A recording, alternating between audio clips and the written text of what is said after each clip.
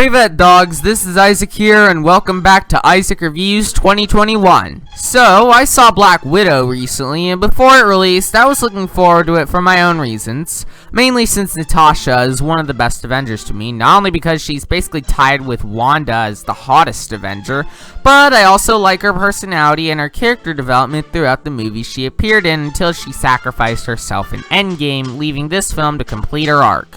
So, I was interested in the film and hoped it could be better than Marvel's last female-led film, which was nothing more than SJW pandering garbage that I'm sure made Stan Lee turn over in his grave. Then he stopped rolling when Endgame released, and once Far From Home came out, he proceeded to roll in his grave so much that he created a racetrack 6 feet under. With that aside, I watched Black Widow with my family on Disney+, and it did have its strengths, but in general, it was pretty weak, and it's time for me to explain why. So, let's get started. So Black Widow centers around, well, Black Widow, or Natasha Romanoff, who, after the events of Captain America Civil War, is on the run from the government when she has to team up with her family in Russia to bust a conspiracy theory tied to her past. It does sound mostly simple on paper, but the writing is easily the worst aspect of the film. It's super contrived, the pacing moves at the speed of a 10-year-old jacked up on espresso. The action, while mostly fun, feels rather weak due to how contrived the story is. The tone has several instances of mood whiplash, and the film has tons of potential that it can work with, but mostly throws it out the window and makes the film feel a lot disappointing all around.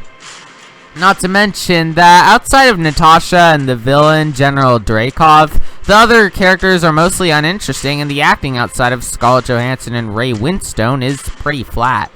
However, as I mentioned earlier, this movie does have some good aspects. The visuals are great per MCU standard. As I mentioned, the performances from ScarJo and Ray Winstone are solid. And the score from Lorne Balfe is fantastic, proving how he's easily one of the most underrated movie composers to this day. Want proof? Listen to the soundtracks of any of the Skylanders games, and my point will be proven even further. Anyways, in conclusion, Black Widow had potential to be great. It had a good setup, some nice visuals, and some great music, but sadly, they couldn't mask the poor writing, weak character development, and stale acting that quickly made this film to be among one of the MCU's weakest.